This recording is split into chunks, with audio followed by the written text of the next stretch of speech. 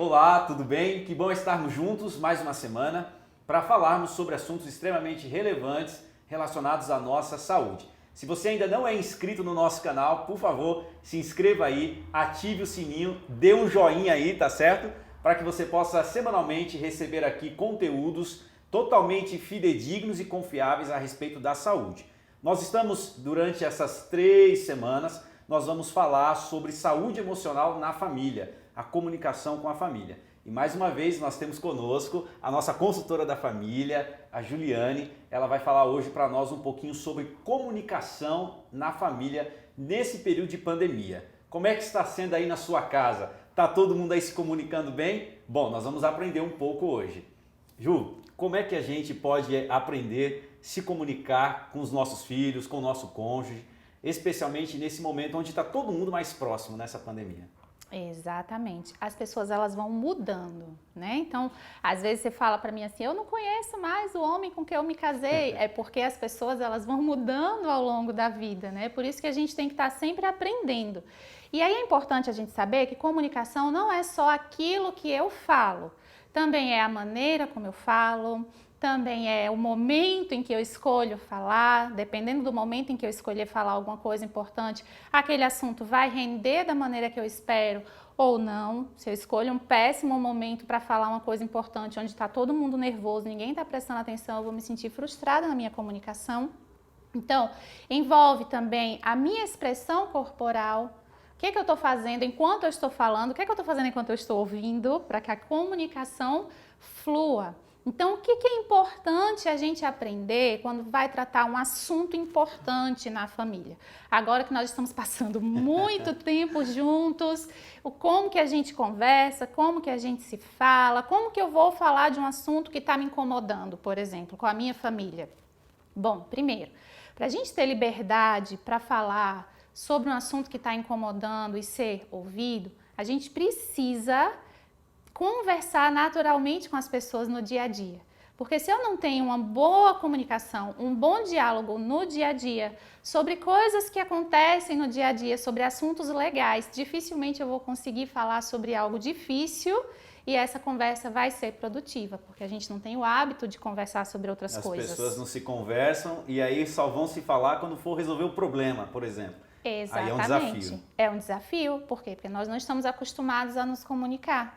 Então, digamos que eu tenho um assunto difícil para falar com alguém. Eu preciso falar daquilo que eu sinto.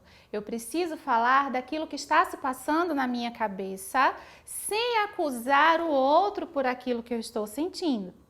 Porque quando eu chego e eu já chego acusando a outra pessoa, olha só o que você faz comigo, olha como você me deixa nervosa e tudo.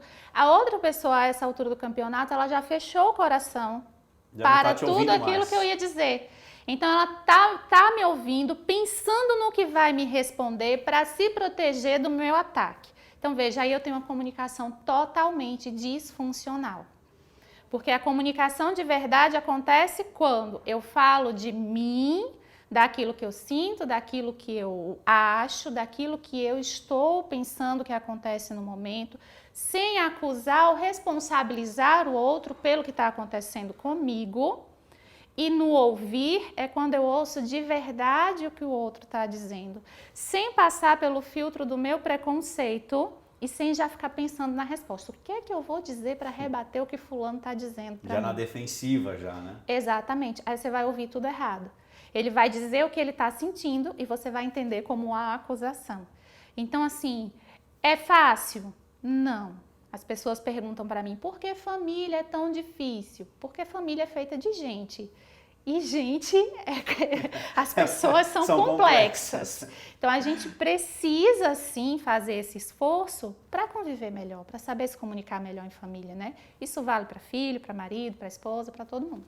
Então é aquele tempo, aquele momento de saber ouvir, de saber esperar a hora certa, porque nós somos muito reativos, né? Sim. Nós não queremos esperar, eu vou me acalmar primeiro para depois então eu conversar com o fulano. Não, a gente quer falar na hora e daquele jeito.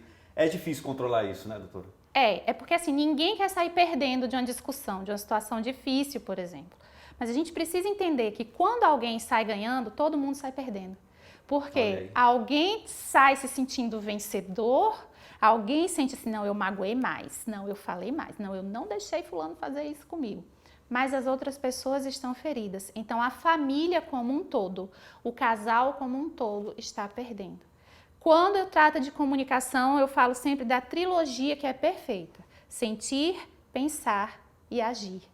Eu senti alguma coisa, antes de reagir àquela raiva que eu estou sentindo, sem pensar, eu preciso sair de cena um pouquinho, respirar um pouquinho, porque aí eu posso olhar a situação de fora e pensar como eu vou falar.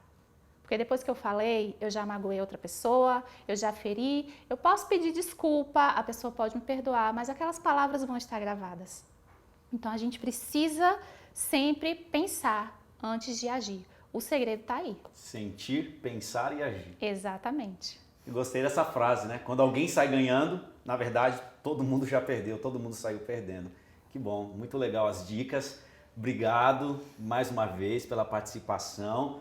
E você nos acompanhe, continue nos acompanhando, compartilhe esse vídeo, o canal, peça para mais pessoas se inscrever, que eu tenho certeza que toda semana você terá aqui conteúdos muito bons para você, para sua família e para sua saúde. Um grande abraço.